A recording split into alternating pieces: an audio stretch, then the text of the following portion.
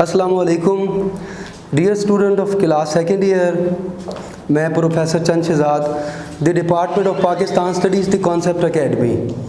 बेटा, हम लोग लाहौर रेजोल्यूशन के हवाले से हमने प्रीवियस लेक्चर में हमने डिस्कस किया, जिसमें मैंने आपको बताया कि फेडरल स्कीम को रिजेक्ट कर दिया गया।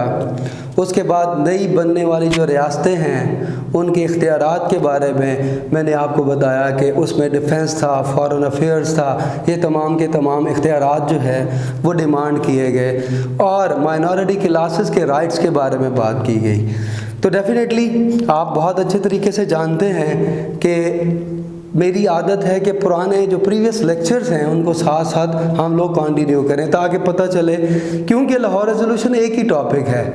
अब मेरा आज लाहौर रेजोल्यूशन के ऊपर थर्ड लेक्चर है, तो आप लोग खुद अंदाज़ा लगा सकते हैं कि लाहौर रेजोल्यूशन जो है वो बहुत बड़ा टॉपिक है and it is the most important topic for the annual exam.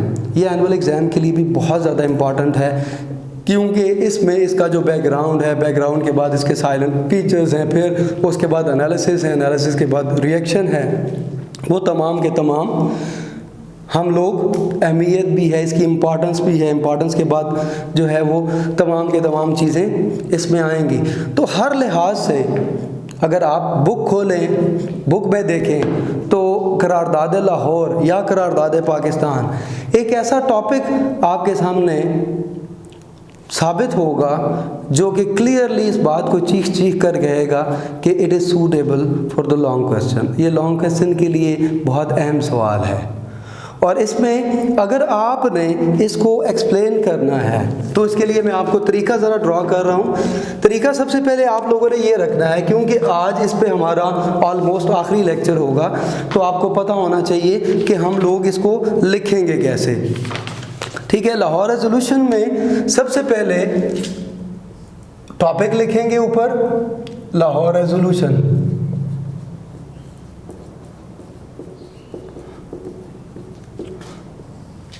करारदाद Lahore या करारदाद पाकिस्तान। सबसे पहले बेटा इसमें बात करेंगे जो यहाँ पर वो है बैकग्राउंड। अब बैकग्राउंड जब आप लिखेंगे तो बैकग्राउंड में आप लोगों ने याद रखना है कि इसमें सबसे पहले टूरेशन थ्योरी लिखेंगे,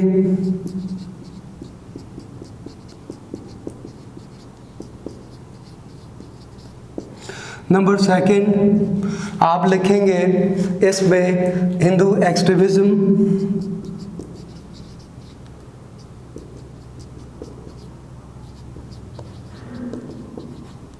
हिंदू एक्सट्रीमिज्म के बाद आप लिखेंगे अल्लामा इकबाल इलाहाबाद एड्रेस। ठीक है, याद रहेगा, इकबाल्स इलाहाबाद एड्रेस, ये आपने इसमें मेंशन करनी है।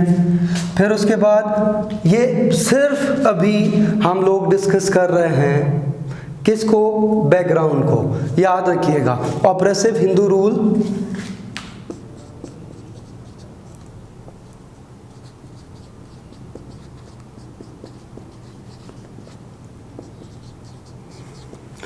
उसके बाद जो नेक्स्ट आएगा वो आएगा पॉपुलैरिटी ऑफ मुस्लिम लीग,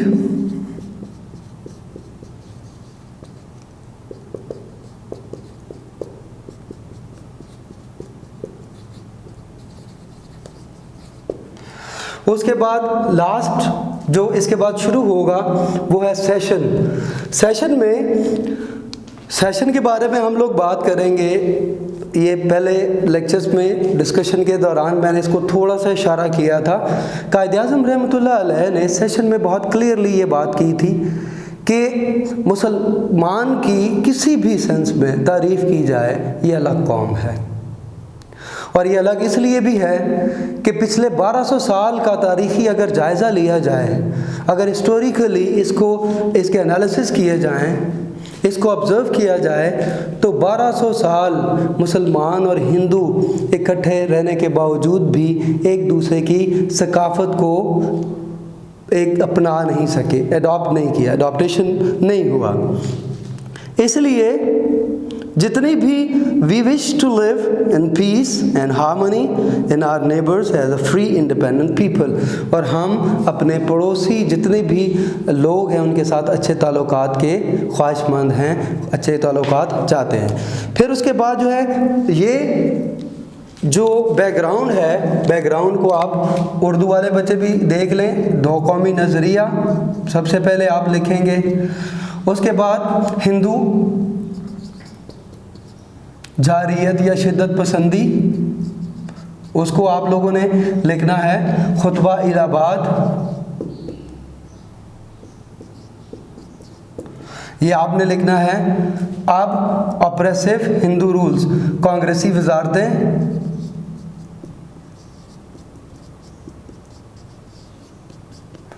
ठीक है, और मुस्लिम लीग की मकबूलियत।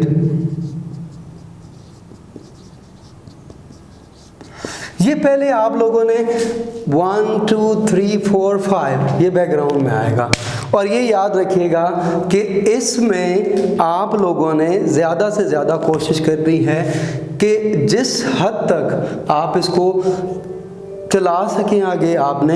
फिर adaptation of the Lahore resolution है। अब हम लोग बात करेंगे साइलेंट फीचर्स के बारे में। तो मैं यहाँ पर नीचे ही लिख रहा हूँ साइलेंट फीचर्स क्या क्या हैं।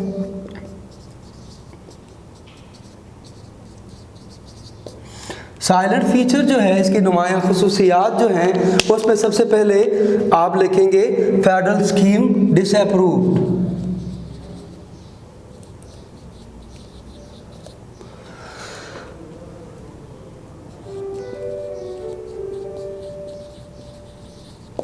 ठीक है, यानी कि वफाकी स्कीम की नामंजूरी। उसके बाद नंबर नेक्स्ट जो आपने लिखना है वो लिखना है एस्टैब्लिशमेंट ऑफ इंडिपेंडेंट स्टेट्स।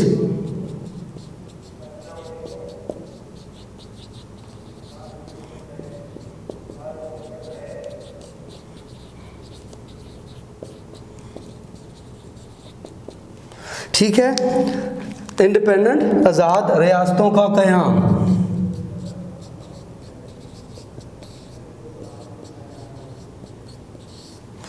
ये आपने लिखना है। उसके बाद नंबर नेक्स्ट आपने लिखना है safeguard of minority.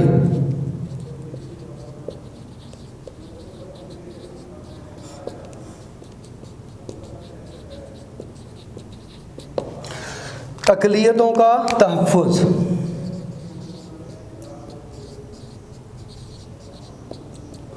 Number next जो है वो है एक्सटेंट ऑफ सॉवरेनिटी, यानी कि जो महदूद तादाद जो इख्तियारात हैं उनके बारे में। जो इख्तियारात मैंने आपको बताए, इख्तियारात को हम लोग ऊपर ले जाते हैं, यहाँ पर डिस्कस करते हैं एक्सटेंट ऑफ स्टेट सॉवरेनिटी।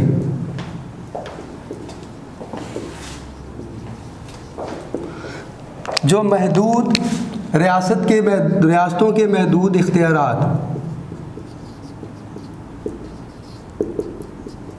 अब महदूद इख्तियारात में जो इख्तियारात थे वो थे डिफेंस, फॉरेन अफेयर्स, कम्युनिकेशन, ये तमाम के तमाम इख्तियारात जो थे वो इंडिपेंडेंट स्टेट्स को मिलने चाहिए। आप यहाँ पर जब बात आती है सिक्योरिटी ऑफ माइनॉरिटी की, तो ये भी हमने पिछले लेक्चर में डिस्कस किया कि जितनी भी माइनॉरिटीज़ हैं उनके जितने भी हकूक़ हैं। अब हकूक़ में क्या होता है, उनके रिलीजियस राइट्स जो हैं, उनके जो पॉलिटिकल राइट्स हैं, उनके जो इकोनॉमिकल राइट्स हैं वो उनको दिए जाएँ, ये था। अब उसके बाद हम लोगों ने सेशन में जो है सेशन के बाद एनालिसिस हम लोगों ने पढ़े थे। एनालिसिस में मैंने आपको बताया था कि लव पाकिस्तान किसी जगह भी इस्तेमाल नहीं किया गया था। अब नंबर सेकंड जो पॉइंट था वो ये था कि सिर्फ मुस्लिम स्टेट की डिमांड जो है क्लियर टर्म में नहीं की गई थी, बल्कि ये कहा गया था कि सिर्फ स्टेट की बजाय स्टेट्स का लफ्ज़ इस्तेमाल किया गया था। नंबर थर्ड जो है पॉइंट है वो ये है कि the boundary of the Muslim states और states were not defined in resolution the world like units, यानी कि units का लफ्ज़ इस्तेमाल किया गया, regions का लफ्ज़ इस्तेमाल किया गया, zones का लफ्ज़ इस्तेमाल किया गया। इसमें unit, region या सिर्फ zone का लफ्ज़ इस्तेमाल नहीं किया गया।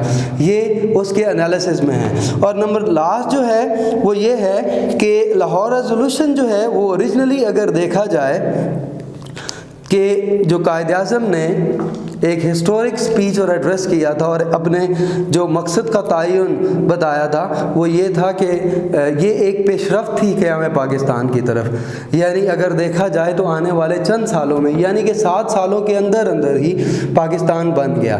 तो किसी न किसी हद तक ये बात बिल्कुल आयां है, वाज़े है कि ये एक सोल डॉक्यूमेंट था जो फार्मूलेट किया गया नॉट मुस्लिम यूनानिमसली, सिर्फ मुसलमानों के लिए नहीं बल्कि तमाम के तमाम सिक्योरिटी ऑफ माइनॉरिटी के लिए, जिसमें पहले तो ये हुआ, पिछले लेक्चर्स में भी मैंने आपको बताया कि when Lahore resolution was declared in 1940, after that the Hindu newspapers and the Hindu political parties and the politician they made a fun of the Muslims, their opinions, their objectives। पहले तो उन्होंने उनका मजाक उड़ाया और कहा कि ये पाकिस्तान रेजोल्यूशन है, यानी कि लाहौर रेजोल्यूशन को पाकिस्तान रेजोल्यूशन में चेंज कर दिया। तो बहुत खुले दिल से और खुले दिमाग से मुसलमानों ने उसको वेलकम किया।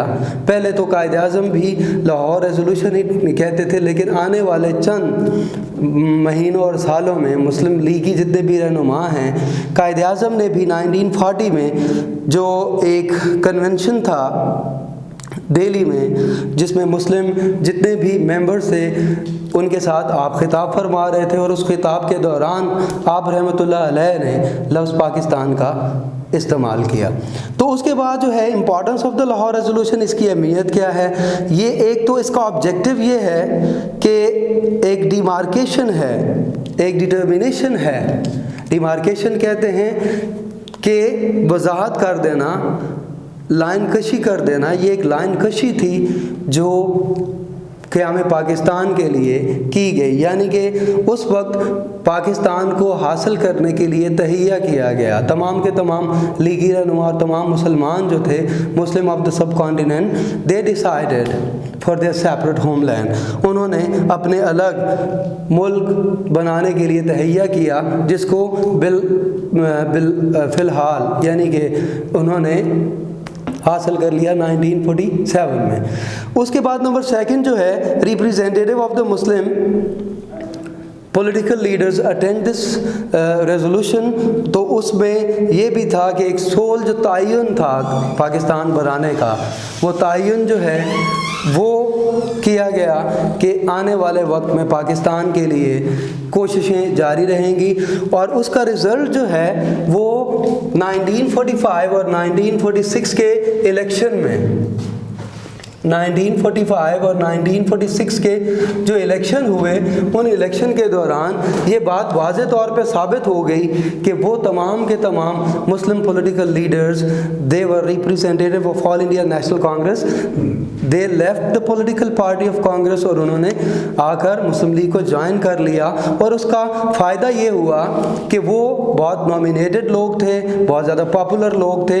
तो 1945-46 के इलेक्शन में मुस्लिम लीग ने ये कामयाब इलेक्शन लड़ा, जिसमें सेंटर की ओवरऑल सीट्स उन्होंने जीत ली, यानी कि 496 टोटल नंबर ऑफ सीट्स थे, जिसमें से 446 सीट्स मुसलमानों ने हासिल कर ली। यानी कि सेंटर की पूरी और प्रोविंशियल जो है वो भी मोर देन 80% सीटें मुसलमानों ने अचीव कर ली। तो ये था। फिर लाहौर रेजोल्यूशन जो है वो एक डायरेक्शन था, ठीक है। ये हम लोग इसकी इम्पोर्टेंस के बारे में, अहमियत के बारे में बात कर रहे हैं। इससे पहले तो किसी के वहमो गुमान में भी नहीं था कि ऐसा कोई जलसा होगा जिसमें मुसलमान जो है इतने पावरफुल अंदाज में उभर कर एक नई जमात सामने आएगी। चुनांचे कांग्रेस मिनिस्ट्री जो है उससे डिप्रेस होके आहिस्ता आहिस्ता क़याम पाकिस्तान की तरफ मुसलमानों ने अपनी जद्दोजहद शुरू कर दी। तो बेटा एनुअल एग्ज़ाम में जब आप लोग इस क्वेश्चन को लिखेंगे तो सबसे पहले बैकग्राउंड लिखेंगे, बैकग्राउंड के बाद साइलेंट फीचर्स लिखेंगे, साइलेंट फीचर्स के बाद फिर एनालिसिस लिखेंगे, एनालिसिस के बाद इंपॉर्टेंस लिखेंगे। अब मैं सिर्फ मेन 4 पॉइंट आपको लिख के दे रहा हूँ जो आप लोगों ने फिर इसको याद रखना है। इनके अपने अपने 2-2, 3-3, 4-4 पॉइंट्स हैं, वो आप लोगों ने याद रखने हैं। यानी कि जब करारदाद लाहौर आप सालाना इम्तिहान में इन केस अगर ये क्वेश्चन आता है तो सबसे पहले इसका बैकग्राउंड लिखेंगे, बैकग्राउंड के बाद इसके साइलेंट फीचर्स लिखेंगे, साइलेंट फीचर्स के बाद फिर एनालिसिस लिखेंगे, एनालिसिस के बाद फिर इंपॉर्टेंस लिखेंगे, और इम्पॉर्टेंस से पहले एनालिसिस में आप लास्ट जो पॉइंट देंगे वो रिएक्शन का देंगे। रिएक्शन में ये हुआ था कि ये वैसे तो लाहौर रेजोल्यूशन था, लेकिन हिंदुओं ने मजाक के तौर पे, हिंदू न्यूज़पेपर्स ने मजाक के तौर पे इसको लाहौर रेजोल्यूशन की बजाय पाकिस्तान रेजोल्यूशन कहना शुरू कर दिया, मुसलमानों की मजाक उड़ाई। इसलिए बाद में जितने भी मुस्लिम पॉलिटिकल लीडर थे और मुस्लिम लीग के जितने भी रहनुमा थे, उन्होंने भी अपने जितने भी खिताब हैं, जितनी भी तकारीर हैं, उनमें इसको पाकिस्तान रेजोल्यूशन ही कहा। तो बेटा इसमें तमाम के तमाम पॉइंट मैंने आपके साथ डिस्कस किए। अगर कोई भी चीज़ आपको समझ ना आई हो तो बज़रिया ईमेल हमसे पूछ सकते हैं। अस्सलाम वालेकुम व रहमतुल्लाह।